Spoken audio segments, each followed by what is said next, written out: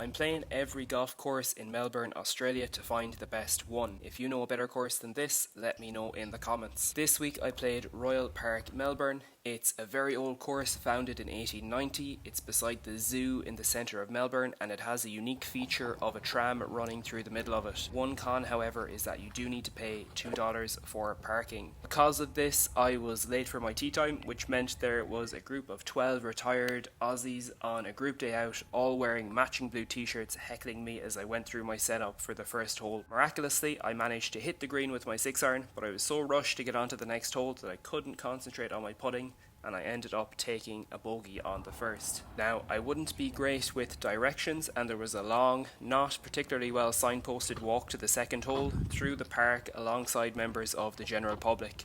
It was a good 900 metres away and I was very unsure where I was going to end up as I crossed over the tram tracks. Eventually, I found my way to the second hole at 296 metre par 4. I had calmed down now and I whipped my drive straight down the middle, leaving me with 50 metres to the green. I had a decent pitch and landed within 10 metres for a birdie putt. It came up short, but I gladly tapped in a par.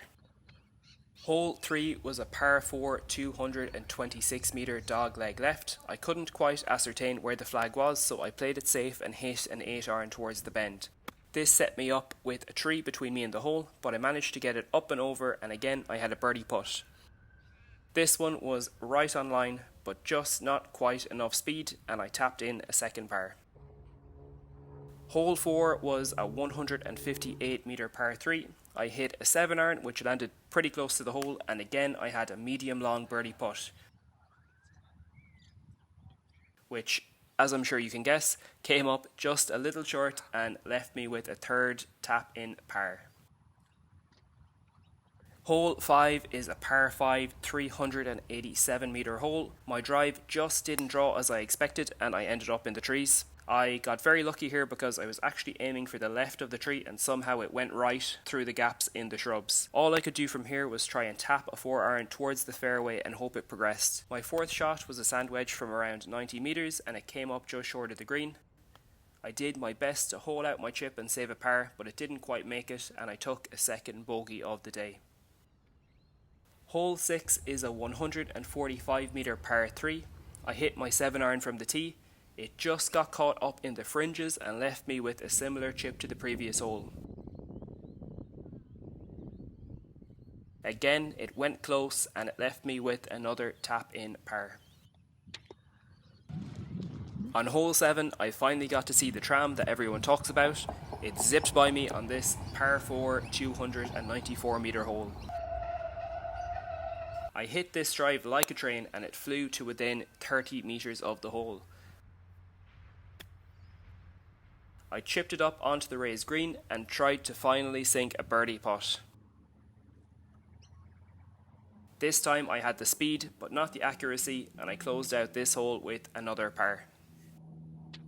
Hole 8 is another par 5, 375 metres. I hit a low draw around the dogleg left, but I got unlucky with my positioning with this low hanging branch blocking my shot. I hit a low 4-iron that drizzled along towards the green and it left me with a 25 metre chip. I didn't catch it as clean as I would have hoped and I had another 10 metre putt for birdie. I just couldn't finish them today, but I'm always happy to get a par on any hole. The 9th hole is adjacent to the first and I had to go on another epic journey to find it. I consulted the map, random people in a golf cart, a few signs and several members of the public and eventually found my way there. It's a tricky hole because it's drivable at 268 metres and driving is what gets me in trouble. So I hit my drive and I pulled it left into the trees. This left me with a tricky chip back towards the raised green from a sparse lie. I tried to put as much spin on it as possible so that it would hold the green, but it just caught the fringes and left me with a chip for birdie, which would have been lovely to finish on. It just veered to the left and I ended up finishing out the day with a par. So is this Melbourne's best golf course? Well, I shot 2 over today, so it was definitely my most enjoyable round of golf in Australia to date. If playability is anything to go by, then this is definitely a good course. It's very well maintained and the greens are continually watered, which means you can shoot at the flag and be confident that the ball is going to stop on the green and not bounce over the back.